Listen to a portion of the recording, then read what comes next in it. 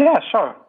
So, hi, I am Allan Cudicio. I'm 35 years old, and I am African European. So, I'm from Italy and Ghana. I've lived in both countries, but currently I'm based in Berlin, Germany. And I work as a game designer. I've been doing this for around 6 years. Before, I used to be actually completely different field. I was in marketing for large corporations. Then I decided to switch. I moved to gaming after a brief stint in India. I was in mostly large companies working on mobile games, such as, for instance, Candy Crush for King. I worked with them. Then for a smaller company, but not indie, called Uga, or I was working in the hidden object game genre. I worked on other unreleased titles, mostly mobile. And then last year, I moved back to PC indie with my own company called Twin Drums. And we're currently working on a game called the Wagadu Chronicles, which is bringing African fantasy, African mythology into an indie MMO. So this is my current focus.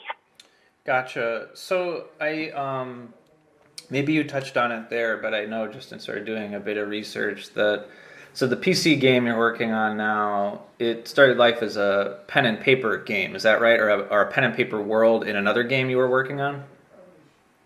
Yeah, sort of. I mean, the thought was actually, it was kind of parallel because I knew I wanted to make this video game, but then, I've been running Dungeons and Dragons games for 20 years. So I thought, like, why don't I just do these two things together? Because in this case, the world building is such an important and, crucial element that I wanted to start this early. Like, usually for other games, I would first focus more on mechanics and so on, and then think, okay, now, how about the world building and the story? But in this case, it was just so important to have a world. I decided to start building it basically before anything else. And therefore, pen and paper role-playing was the best way to start working on it. But the two things were connected. So I built this paper thinking this is going to be a video game. Yeah. Well, I'm just curious. I mean, because I'm curious, like, what your sense is of, like, the ways in which the pen and paper game world talks to the digital game world. Like, what do you find surprising about, like what's surprising or strange about the way that these worlds, like, either don't have crossover or the ways that they don't really, like, communicate with each other? That's a great question. And I have the feeling that earlier on, like in the 70s, 80s, maybe 90s, there was much more of a direct communication. Like if you look at many first dungeon crawlers and so on, like sometimes it's literally one-to-one. The only thing missing is the dice rolling on the screen, like the same stats and so on, which are pros and cons. Sometimes, I mean, the pro for me was more like they took their time to tell stories to some extent. On the other hand, it was an interesting dialogue. So on the other hand, like, they were a bit gimmicky, right? Because they were like sort of board games ported into video games. And I find that now there's still a conversation going on, but like the medium of video games is so mature that I think, pen and paper, role-playing games, board games, they're just like one of the main inspirations. So I think it's less built. And maybe it's a good thing because, games are just so much bigger that is just like one of the many sources they look at. At least that's my interpretation. Yeah, of course. Well, that's what I'm asking for. I understand that. So I don't know. Yeah. I mean, you had said in our emails, like you said, overall, it feels like everyone in the games ecosystem is, as you said, too Western focused, and that we're missing, truly international events and network, as the game dev world is still divided in American and Asian blocks. And I've had similar conversations with developers in Latin America and the Middle East, and they talk about this too. And they said, this is a quote I've heard from someone else, where they said the worst thing is nobody seems to have any idea how to stop this from happening. So from where you sit, I mean, what suffers as a result of this sort of binary way of thinking about not just the game world, but the entire world? So can you just like the last part? Oh, well, I just said that, did you not hear the question or the question? Yeah, just the question, I mean. Oh, sure. So I just said, like from where you sit, what sort of suffers as a result of, looking at the not just the game world, but the entire world in this sort of binary way? Yeah. So like the consequences, right, of this, it's I think there's it's just a lot. It's like such a big topic.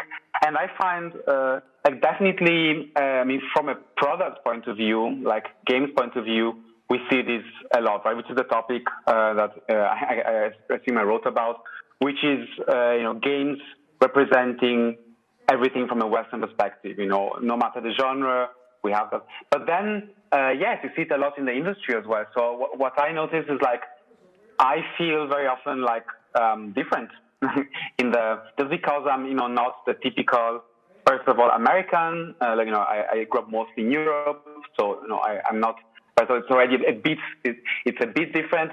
And then, I'm African European, so like black, so that makes it like even doubly different. And, I've lived in Ghana as well, and I love it there. So, I noticed it on myself. It's a very personal experience as well. And then, of course, not just myself, like some the industry. So when I look, for instance, for games that, reflect more my Western side, like if I want to play something set in medieval Europe, I can get an Assassin's Creed and I'll find like really awesome representation of, a European city from the Middle Ages or Renaissance. But if I want something that represents more like my pre-colonial African side, there is no Assassin's Creed set south of the Sahara. Or there's like, even like some games, like I think it was the Europa Universalis. I was playing with a friend recently during quarantine. It was like a quarantine thing. And like when we're playing with African countries, and then at some point, like some of the animations and the characters of the things you could do were white characters, and the units, like, well, it was just so strange. Just like kind of the game was almost breaking because they were not expecting you to colonize or do things with black kingdoms south of the Sahara. So yeah, I just feel very strongly both on the product and like the industry. Of course, the events, as you mentioned, tend to be mostly in the US. And you feel excluded a bit, and that reflects on the product too. So whereas if you look at the population of gamers, things are quite different. Like there's a lot of gamers that are not in the US, right? So, I mean, is there a similar thing in pen and paper games, or do both digital and pen and paper games sort of fail to reach similar types of people, or fail to recognize that they can reach more types of people?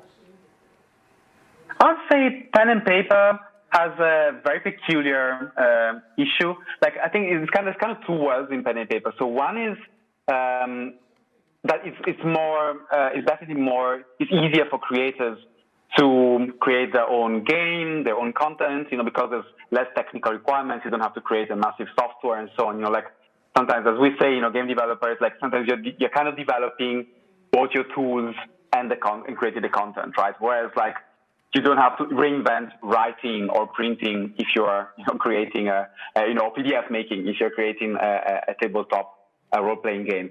So that's actually a low barrier for entry, which is great and makes it more inclusive. So I think you have, I can see that for instance with languages, like you have a lot of role-playing games none in English. Like Brazil has a vibrant community in Portuguese, or I see it in Italy because I speak Italian, and they have a lot of interesting games going on that are played just within that country. Or France has like a very, very vibrant. My French is a bit worse, but it's like good enough to be able to access and see what they're doing.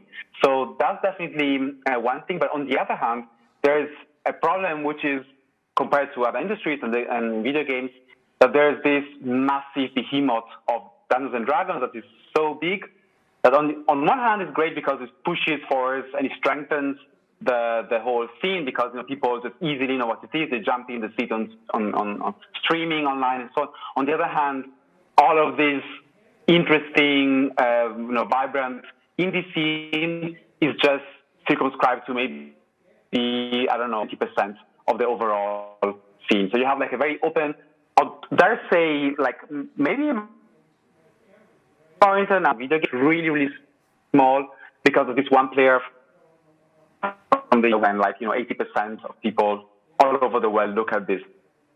Mm-hmm. So it's like different. Well, I mean, do you have a sense, like, when you talk to Westerners, are there ways that, like, we out here, we shape thinking and conversations about games of all types elsewhere, like, without realizing? Like, typically, do you find, like, we have this impact and we don't even know it?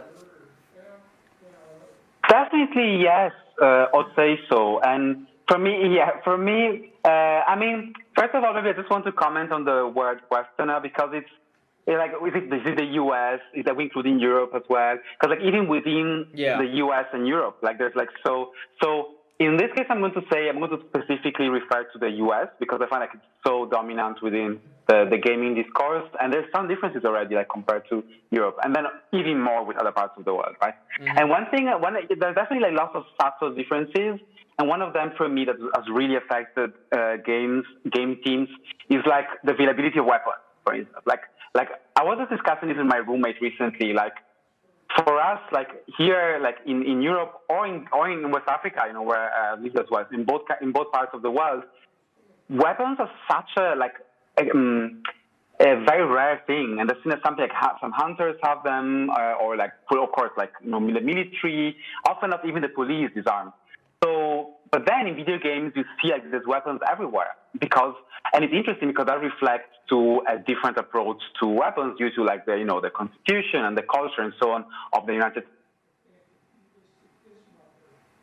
States of America. You have to stop and say like, well, why are there weapons everywhere? Like this is not realistic. It's just a video game. But then you realize if you created the video game in a country where people actually do hide weapons in their homes and they have them and they have the right to buy them. If I'm not wrong, right? So you can buy weapons. I've never lived in the U.S., so I've just heard this. And that would be... Yeah, you can. Yeah. I mean, I haven't seen it, but I mean, even like you were saying, which I totally agree with, like, you know, the West is pretty huge. U.S. is pretty huge in and of itself. And I doubt you're surprised to hear that, like, recently there's this feeling like, well, maybe we should just split apart and be like 50 small countries at this point. Yeah, I mean, like I imagine the U.S. has a lot of differences within, right? So of course, I'm a bit, it's a bit general, but definitely there's like some trends that can be seen. Well, I mean, so are there ways the weapons thing, like that's a thing where it's like, oh, that's surprising, and then I think about it, it's like, oh, of course, because that is a thing we're pretty vocal about, or that can pop up in our news a lot here. So, I mean, maybe as far as like, how do you square some of that, I'd be curious about, but not just weapons, but maybe also including weapons. Like, are there ways that like the messages we send in the U.S., like, I don't know, like, I guess like, does it make for ways or habits that like, I guess I'm curious to see like how does it get internalized, like closer to you, like whether it be in Germany or in other things, like are there habits you see other developers think that like they have to deploy, or are there elements of games that people think like, they have to have? Like, are there things you're sort of skeptical, or maybe you feel are sort of like even actively harmful, that's been internalized by like messages sent by the U.S. and sort of, where audiences seem to be for games? Yeah, so that's actually an interesting question, because there's one thing when we develop games here, we always think, potentially half of our audience, sometimes more, depending on the genre, is in North America or in the U.S. Yeah. And that means that, and that's a result too of like other markets such as the EU being very fragmented. And so like when you pick a market where there's like, one language, one currency, kind of one, I mean, yes, it's true that the U.S. has a lot of differences within, but like you at least, it's the same language, it's more or less the same rules, like kind of laws for, selling products and so on. So actually it's easier somewhat for a game developer here in Europe and even in Africa, like to think about the US often as the primary market, kind of the easiest, like biggest market where to focus on. And then other markets are secondary, more fragmented markets. And that means there's many things you do, like kind of often small things, but like team, okay, that's something that could work. And then you're thinking about even like the spelling you use, and if you're like, it's definitely, now I'm very because like it's so ingrained, like even for us when we do this, that like just kind of like, how do we exactly do this? And I kind of get hard, but there's a lot of kind of small steps that you take to make sure that it's American enough. And an example I can think of is a sad one. It's like actually not too long ago, we had a big conversation like with a colleague at a job because we were adding like more black people into the game because the game didn't have, the Game Awards didn't have many black people. And this person who was not American argued like, well, most of our audience is middle-aged white women, so we should be careful adding too many black people into the game. Like I really had this conversation, which was, of course, from my point of view, very racist. And yeah, luckily the team agreed. But and there was consequences for this person. But the interesting, this person used the U.S. and this is like before everything that happened recently to justify, hey, like we should be careful to have too many black people because that's what the Americans don't want this. Which one can argue is not true, but it was very interesting to have this conversation. I was gonna ask, yeah, like what was the wisdom for that suggestion?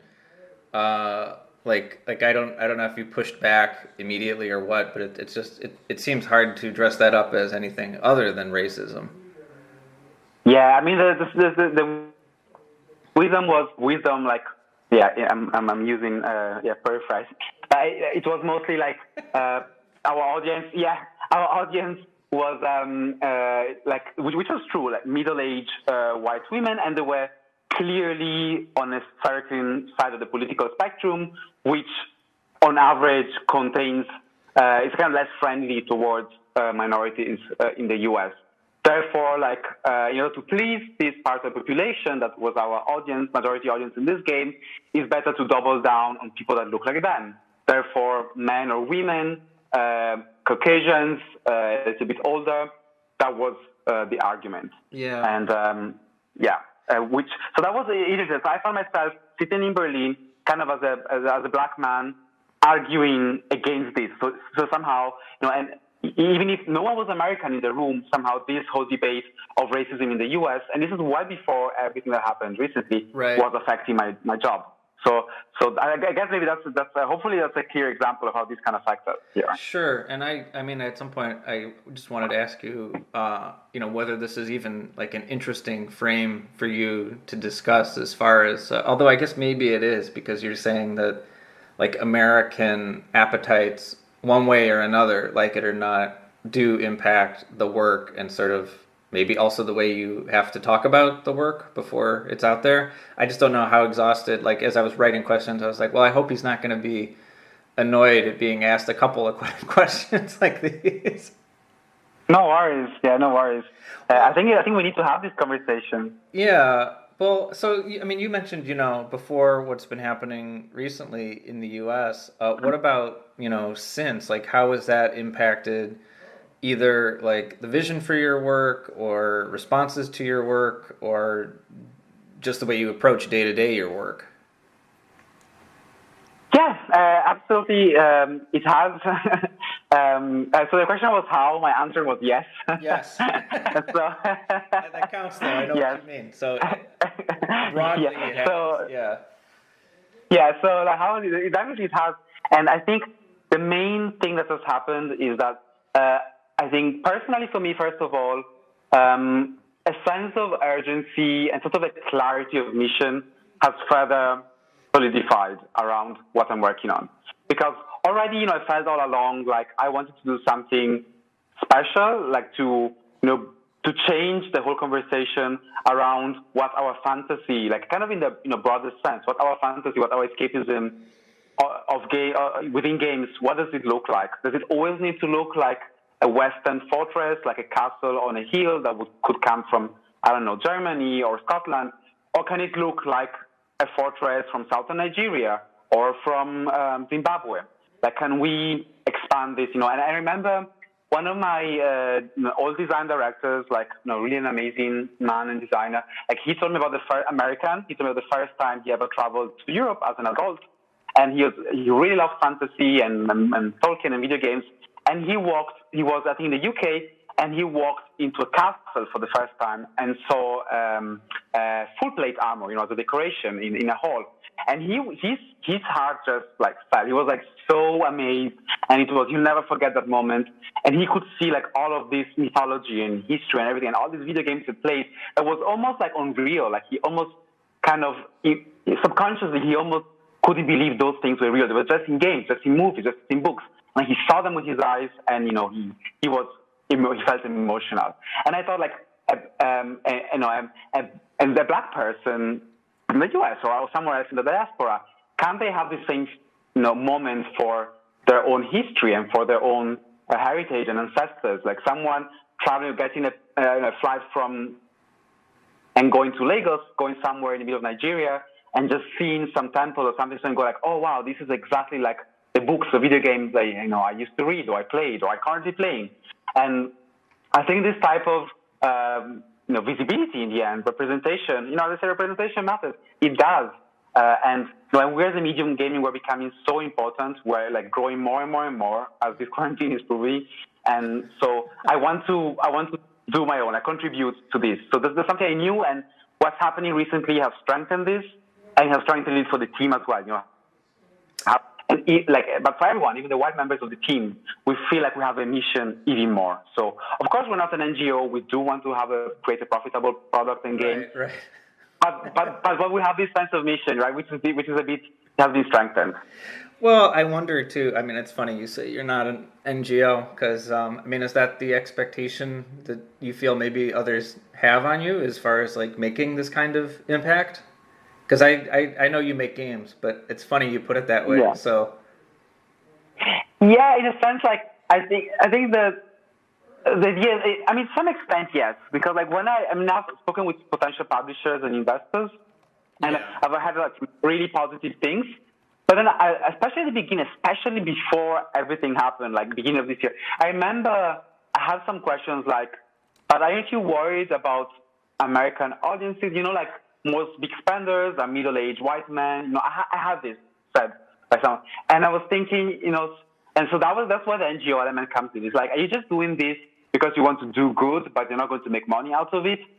And I don't think there's this, split between, I'm going to do something African themed, black themed, and therefore I'm not making any money, and it's just to improve the world, versus, I'm going to do this the usual Western thing, and therefore I'm making money. But I have the feeling that some people, even some of people who hold the money purse, were under that impression. And luckily it's changing. And I think Black Panther, by the way, in films, like really had to move this conversation. So I can't, understate how important Black Panther has been. Maybe it's not a perfect movie. Some people like it, some didn't.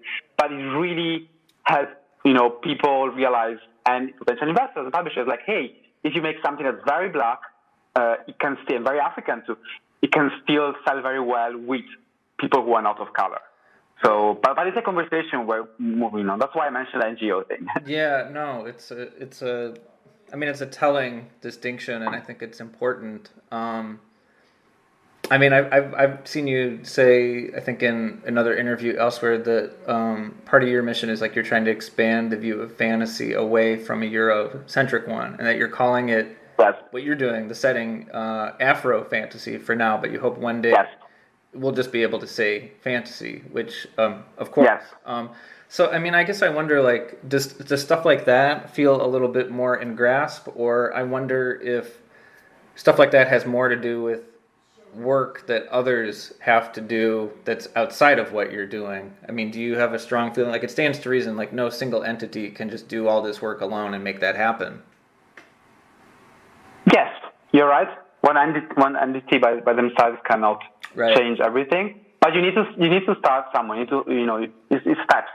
And for instance, I think the example I made of Black Panther is a really good one for this question as well, because it's you cannot say, okay, Black Panther single-handedly will bring Hollywood to start caring about black people and Western. It's kind of part of the whole conversation, and there'll be more coming. But I do think there was a before and after. So what we want to do is definitely with the Wagadu Chronicles is have a bit of a before and after. Or at least, kind of move the conversation further. And already now I'm noticing like just the type of feedback that we're getting from people on Twitter, on Instagram, on the internet, and who DM me or emails.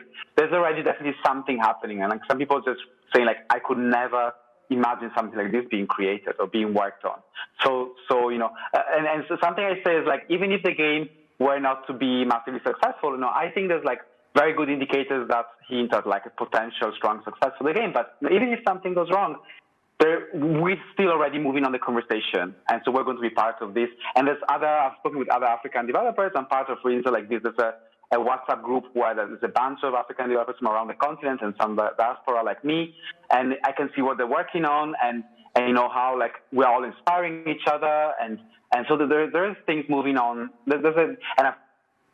I've African American developers who are doing some really cool stuff, or even just thinking about it, and they get in touch with me. It's like, how did you do it? How did you find other Black people to do this? Like, how did you research? Because another problem is like, if you want to create an Afro fantasy world, there's very little material. Like, if you're looking for assets for prototype or like placeholders, there's almost nothing. Even just African trees, you struggle to find them. Not to speak about African weapons or buildings, forget that. Like, that's basically impossible. But erasure is still there, like, and we see it in either asset stores of of video game developers. So as I said, like little steps, and I think it's already happening. Well, I've seen you also talk about this assumption that that's out there that African-inspired media is only intended for people of color.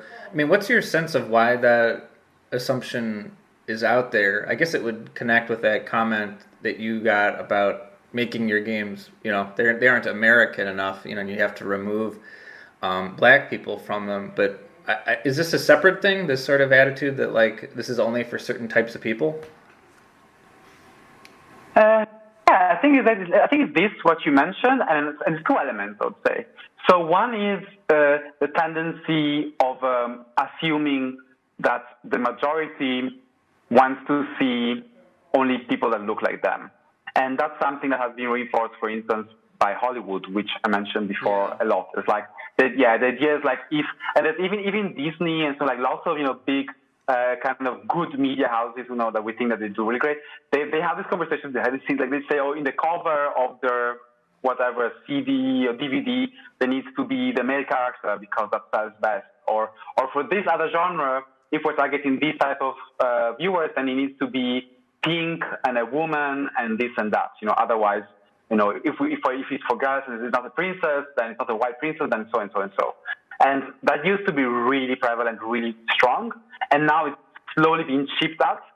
But these conversations still happen, as the terrible example I quoted, proves.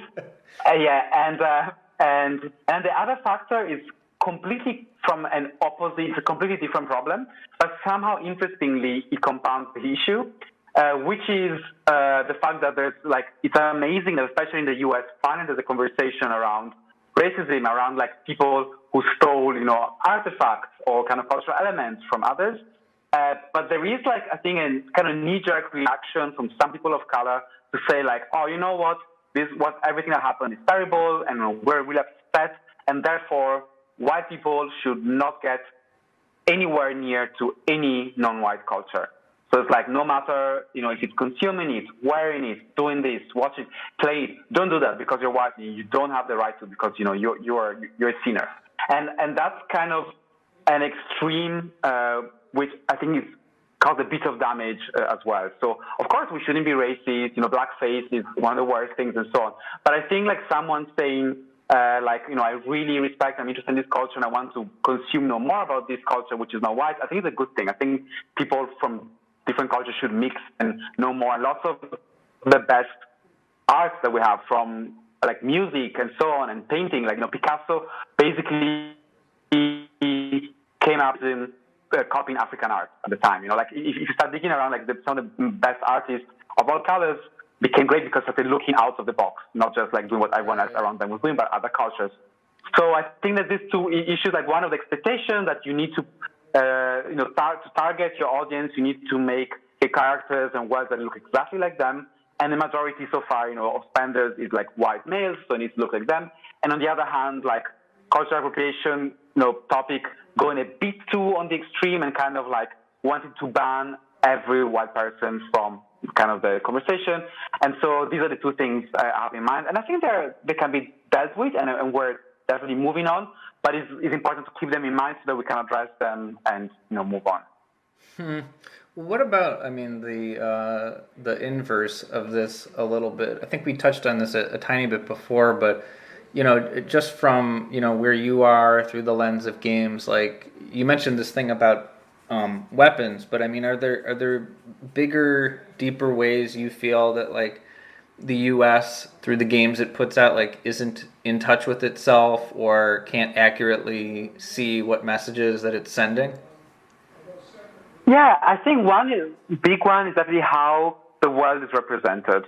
Because you see, especially in games that are more related to our real world, I mean, to be honest, in all genres, even in fantasy, right?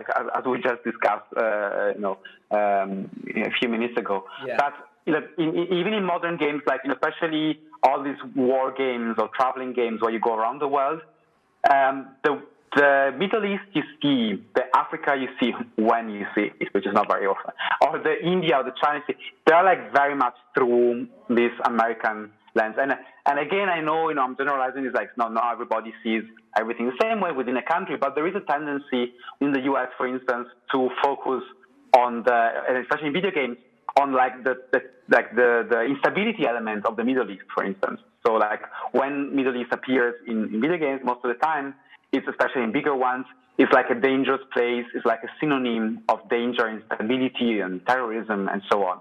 And the same. And for Africa, typically it has been hunting, safari, because a number of Americans go hunting, and that's what's been a traditional. I don't know, like only like the very, very rich do that. I've never known anyone to go and do that.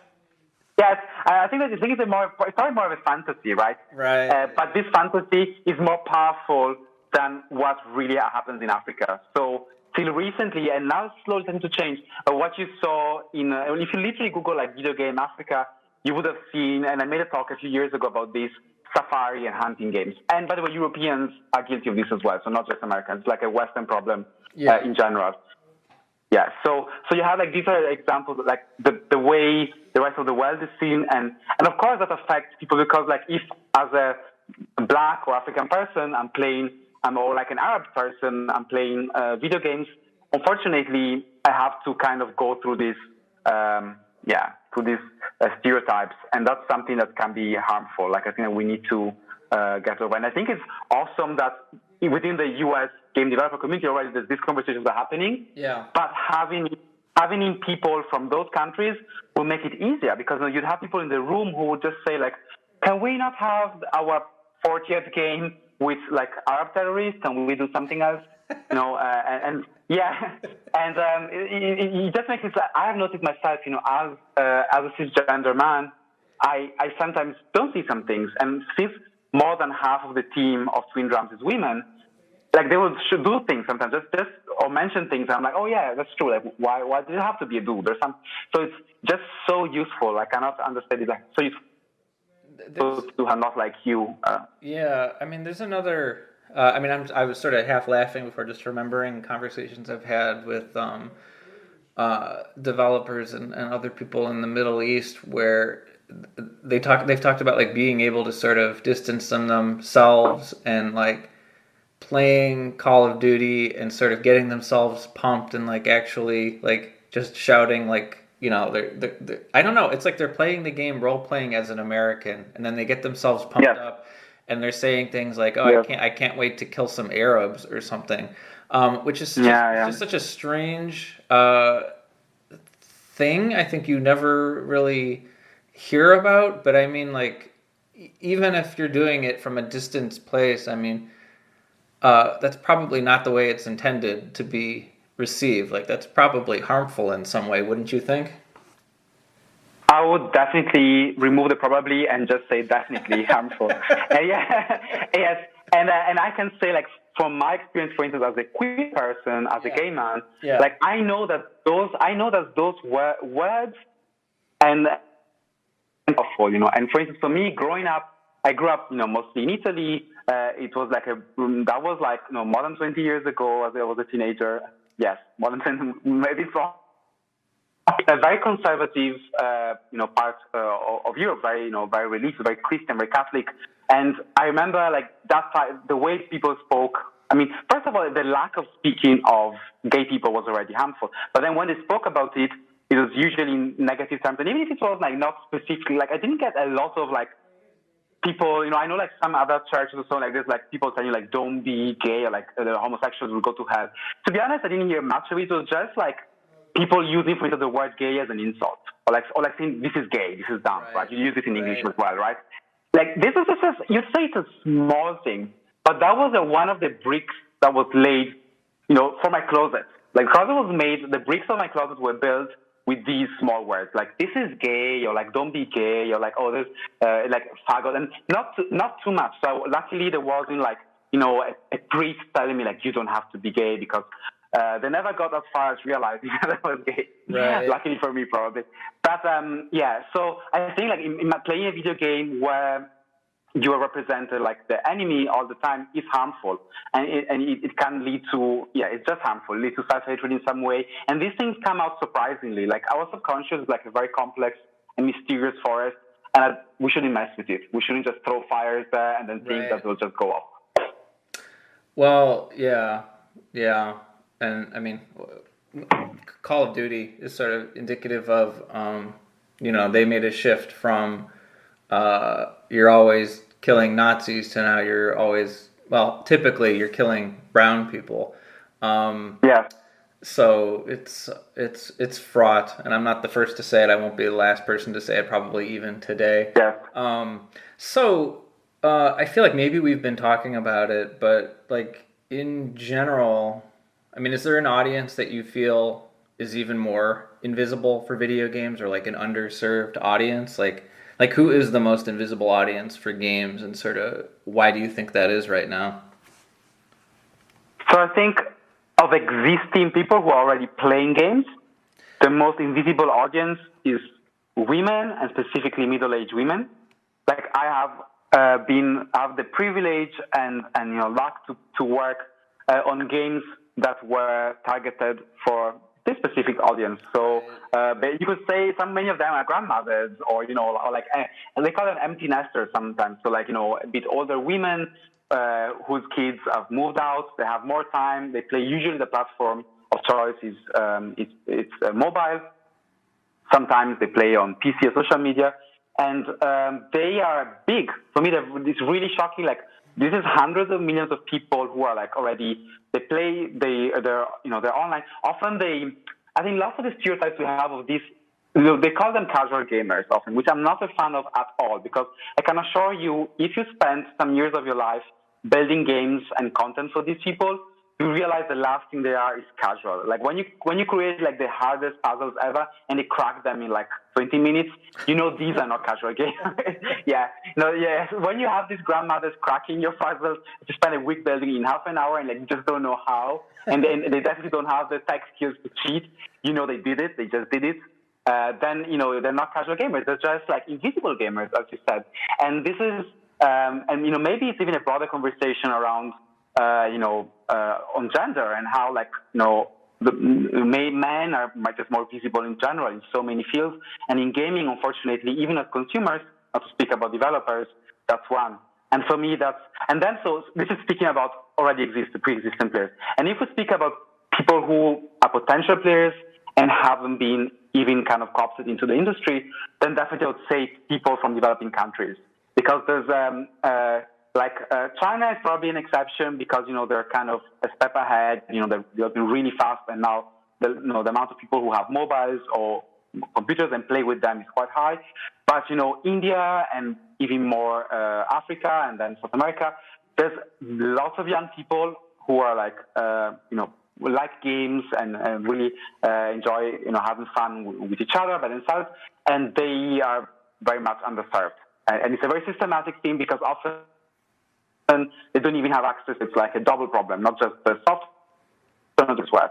So me are like the future in some way. Like I think they'll really change the industry, as one of them, like women, especially older women, become more visible, and we stop like kind of sweeping them into this casual box, which is very inaccurate. And then give people from developing countries, just because there are billions of people and they have their own taste and stuff they like, and we will see them more in games. Well, to sort of shift gears, I mean, I'm curious what your relationship is like with games media or media outlets that cover games? I mean, do you read them? Do they help you form opinions on the way you think about, issues in games? Do you not really pay attention to them? Like, what's your relationship like? Yeah, I read them, though not religiously, but I do. Yeah. And I would say, like, I combine my sources of information, a mix of Twitter and some of these big, like mostly online now, newspapers. And I'm actually very happy that they still exist. And I hope they survive, the internet and the future, because there's a lot of quality journalism still happening. And, I don't read a ton, so, I cannot make a sweeping comment on all what's written out there. But I definitely feel like some of the best analyses I read about, some very meaningful topics on the industry are coming from these places, not from snippets on Twitter or from just, random reflections on the internet. So I really hope that we keep on having some of this quality journalism. I think it's a good thing for the industry.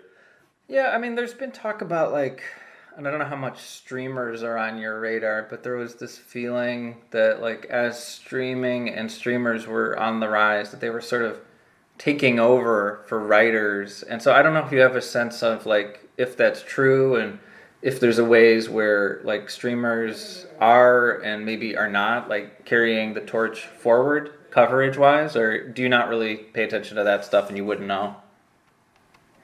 So I've watched I followed a bit the conversation. I even watched some streams sometimes, and I have mixed feelings because I feel like on one hand I love this democratization, right, of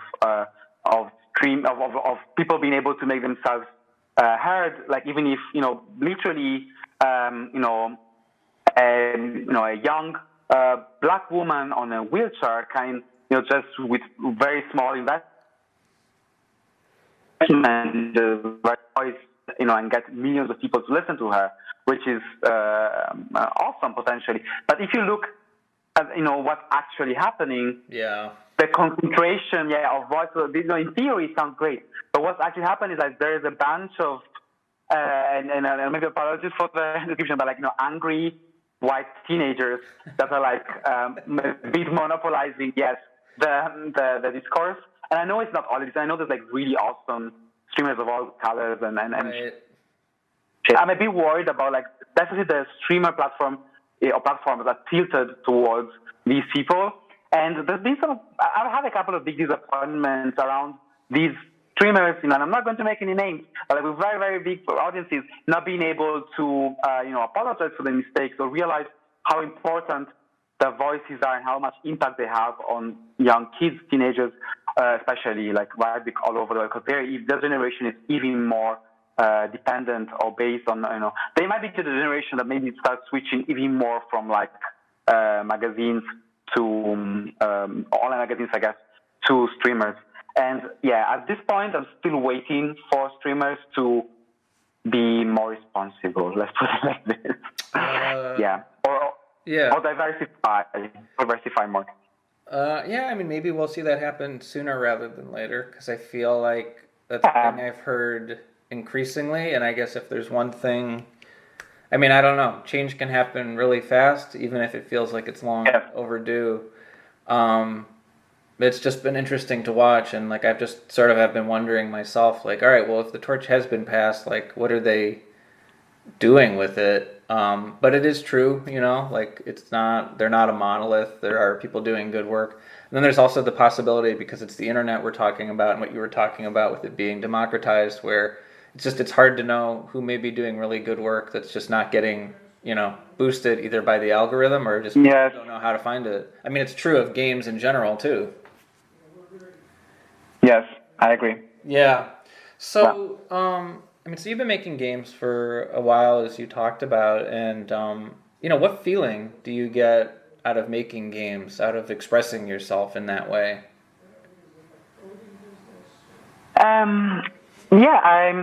I get, is happiness the right answer? Is it's okay. Yes. Yes. It brings me joy. It brings joy. I'll say maybe it depends on the day. Today you got me on a good day. Maybe if you were to ask another day, it'd be frustration, unhappy. No, I'm No, joking. actually, you don't have to apologize for happiness. That's a good answer. Okay, good.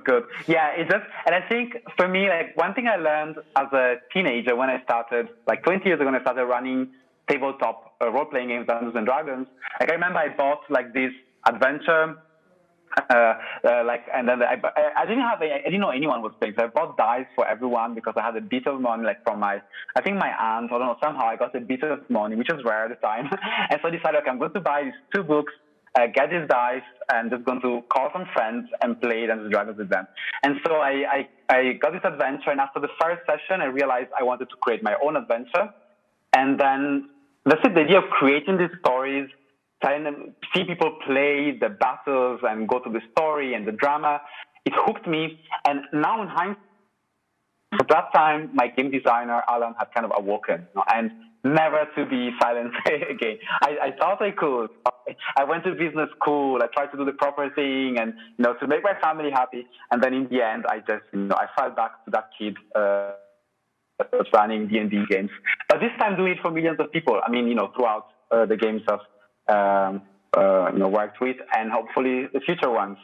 So for me, that feeling of creating experiences is really great. And so that's why as a hobby sometimes I write a bit, because I like the idea of like people, and then it's not professional, just like, kind of for fun, creative writing. And then, getting people to experience those stories and come back to me, tell me what they thought about the writing and how they felt. So, creating emotion. I think I lost you. No, I'm still here. Okay, yeah. Okay, then I shocked you, I guess. I shocked you. Well, I was just going to ask, how did you come to your design ideals in making games? And if that is the way you think of it, what are they? So, yeah. I'm waiting for the next question then. Oh, did you hear me?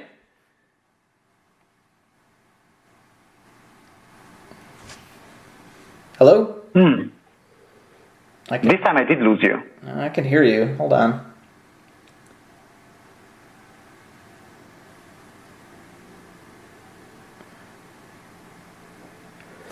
You still there? Yeah. So I think I lost connection, right? That is the strangest thing, because I could still hear you. I was just asking, for the next question, which was, how did you come to your design ideals in making games, if that's even a way you think of it? If you do, also I'd be curious to hear, in your own words, what they are. So the question is how do I come up with ideas for games, or? I think the bigger guiding philosophies towards what you're going for when you do make games. Okay. Yeah. So I mean, the philosophy around when I make games, definitely I think a lot about the players, and I mean, this might sound obvious, but it's not every designer thinks like this. Like some designers take it a bit more for granted, and they focus on coming up with something that's fun for themselves, and then translating it into something that other people could play, or just modifying something that works. I don't know. In my case, definitely I think a lot about audiences, and then what can I do to serve this audience? And this is very much influenced too by the fact that I started my professional career in general in marketing before even going in games. So I really got used to looking at data and user behavior, what people like, and I think for some game developers it's almost a dirty thing if you're thinking about audience and what works, what doesn't work, and data and so on. And whereas for me it's just it was always a fact, just fine. And then I worked for some games company like King, for instance, that are really data driven. And so for me, ideally, it's a combination of both. Looking at people out there, is there someone who wants to play this? I know some indie devs, they do amazing stuff for themselves. They create these beautiful games with expressions of their own feelings, and they're barely meant to be played by other people, or maybe only by a very, very small niche of people, maybe only their friends or so on. And that's something to me that doesn't bring me, I'm not very interested in it. So I love to see it, and I think we should support it. But I like the idea that people, like a bigger audience of people I don't know, strangers, see something in the game and they want to play it, and that this is sustainable. So actually, some money comes back, and I can keep on working on the game because I love live operations and maintaining games, or maybe invest it into a future game. Well, what about like just broader trends in things getting popular in games? Like, do you have a sense of sort of like where the pendulum is starting to swing now? Is there stuff you notice on the horizon getting popular? Maybe you're wondering why it's getting popular? So I think specifically for Twin Drums, my company, and the Videogame Chronicles, this is something very relevant. Like the whole online space is definitely, I think, proving its relevance more than ever, and that's, to be honest, thanks to the quarantine and what has happened recently. So what happened with Animal Crossing was unexpected for many pundits, for people in the industry, and it just showed that a game with like a relatively how would you say it? Like, a small amount of features. You cannot do a ton of things, right? It's not a game that has a lot of raids and skill trees and so on. But still, yet, it provided like hundreds, if not thousands, of hours of gameplay for friends and many individuals. And it shows, Fortnite is another great example, like now concerts are happening. And, some of these concerts are so amazing. Like, personally, I'm not a Fortnite player, but I go and check out YouTube videos of Fortnite concerts because they're so cool. I just want to see what's going on. And so I think that I think there was a time where online gaming, especially MMOs, were seen as a declining beast. Like, just it's still a big thing because it's like this behemoth, World of Warcraft, and so on cannot just disappear. But somewhat stagnant and a relic of the past, and the future somewhere else. And now I can see that online spaces are kind of, flourishing again, and we're going to see different things coming, being born. And for instance, the Videogame Chronicles, one thing that we're doing, which is very new, is like creating a space that's only for role players. So when you go in, you don't speak as yourself, but you speak as the character. And that's, for instance, and that's our hope, is to bring this kind of new type of space, kind of safe space for role playing in the conversation of online gaming spaces. And I think this is the right time because we're seeing new types of online spaces, new types of online games developing compared to a few years ago when people thought, okay, this is kind of a dead end for the industry. Well, what about things from the past? I mean, are there elements or certain philosophies from older games that you'd like to see more people sort of scoop up or revisit? So kind of some old elements that have been a little bit neglected and have potential to be interesting for players. Yeah, you mean? So let me think. Because I feel this is happening already. So I feel like when I look at the indie scene and I follow indie games a lot, I feel that a lot of things that we assume, like for instance, I don't know, adventure games, like point and click, like story heavy, like narrative games, like these would have been something. Maybe a while ago I would have said, oh, that's that's a genre I wish we saw more. But I think indies are doing so great in bringing this back. It's happening. I feel like maybe this is a bit of like a wild one, but I have this feeling, almost a bit of a gut feeling that I think car racing in general and like racing games, I feel like there's a lot of potential that hasn't been explored. So that's a very personal opinion I have.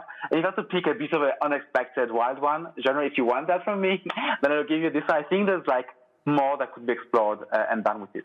And another thing in general I find from the past, like I think we haven't explored enough of verbs, actions in games that are not shooting. Yeah. And maybe that connects a bit to the initial conversation. So maybe this is a bit broad, but I feel like there's a lot of, and driving is one, right? Like driving cars. It's a great verb because it has like so many high stakes and, there's a lot of skill involved and then you can compare it and, you can almost basically attack others and compete with others or do it as a solo player and it can be fun. Like driving is a great verb. And I think we could do more with driving. Or if you think about horse riding, like how many horse riding games do we have there? Not many. And maybe this verb, like horse riding, or camels or whatever people or like rainbow unicorn kittens. So, like I want to see more like riding games. Maybe like I want to ride with my rainbow unicorn kitten. Maybe there's like some really cool stuff happening there. And I think there's some variables we haven't explored enough. And yeah, that would be my take. I think it's clear I'm catching you in a good mood today. Yes, and I'm usually actually in a quite good mood, so it's it's pretty much me. It's pretty much me. Yeah. Well, on a similar sort of optimistic tone, I mean, I don't know. Is there a person or a group or a certain developer who you feel is just sort of really getting it right now? Like, is there something we could all learn from the games that they're making? Great question. So, I mean, my instinctive answer would be like the indie scene in general. But yeah, I find like there's a bunch of like indie companies I really look up to, like Supergiant Games or Kitfold Games, that they manage to have like keep like small size, do like really high quality games, and bring so many interesting new themes to games, such as like dating your weapons, or like revisiting ancient Greek mythology in a way that has never been seen, making it really interesting and fun. So yeah, this is like a really example of two indie companies that are doing like really great and that I respect a lot. Well, I have one last question for you, unless there's something else you wanted to bring up that we didn't get a chance to touch on. No, please, go ahead. All right, so it's a big one, and feel free to answer just sort of whatever first occurs to you. What do you feel video games have accomplished? So, great question. And yes, so I think one thing they've accomplished for sure is like bringing together different disciplines as never before, I would dare say. So even probably films, which is the closest multidisciplinary art form that we have out there, it hasn't got, I think, as much of a crossover like programmers and like even just the sound, having music in video games. There's so many layers of like, this music is interactive and the sounds and like direction from which it's coming. Like every single part, not to speak about graphics, like yes, you have 3D graphics happening in movies, but the way this has been, used and developed and is being exploited in video games is like so much more powerful and diverse. And then same for writing, like the way we have like branching dialogues, procedurally generated stuff, coming up in. So I think all of these crossovers are just fascinating and they're fantastic. I'm wondering what the next art form is going to be that will be able to create such a powerful crossover as video games are doing. And it's probably going to be maybe something you connect to the brain and then it's like automatically fetches things from your brain and creates some experience. And then like, okay, that's the next step. Yeah. And I don't know, but before then, it's going to be tricky to get, probably this last famous word. In a few years, something else will come up and you'll be, Alan, remember what you said? Like, you're wrong. But so far, I think, I'm very excited about it. And something else I think they've achieved is like, I think they've managed to engage young people. So, of course, games are for everyone. I know I myself, I know because I've worked for games like with average players, in the 50s or 60s. But I must say, like, if you look at other media, I like going to opera sometimes, or like going to theater, or classical music concerts. Like, I'm very eclectic. I do all sorts of things. And then the next day I'm watching Twitch streams, or like playing Dungeons and Dragons. But I must say, like, I wouldn't say opera is bringing young people into art in this moment, because they try to innovate a bit, and maybe they will like change their clothing and they say, oh, we're super modern because we dress like rappers today. But with no offense to opera creators out there, like it's not enough, to bring audiences. Whereas like young audiences, like people who are like grew up maybe the last generation. Whereas like gaming and game developers, thanks to the platforms that we're using and the type of attention spans that we're able to implement in our games and the structures and so on, we're able to engage a very wide range of audiences. And I think fascinatingly, we're managing to get a lot of young people to enjoy beautiful music and visual art, 2D, 3D art, and great writing. People who maybe wouldn't want to read books, for instance, they're actually playing games for hundreds of hours, going through maybe very complex stories and reading all the dialogues and getting engaged. So for me, these two things, like the technical, kind of the interdisciplinary achievement from a game dev point of view, and artistic creation, and then the audience engagement, especially of younger generations. It makes it sound like I'm 70, which I'm not. But yeah, but I do notice there's a bit of a difference. So if I notice like maybe my younger sister, she's 8 years younger, I already see some difference, right? And not to speak about people who are 15 years younger than me. But yeah, so these are the two things I'd say. And I hope it answered your question.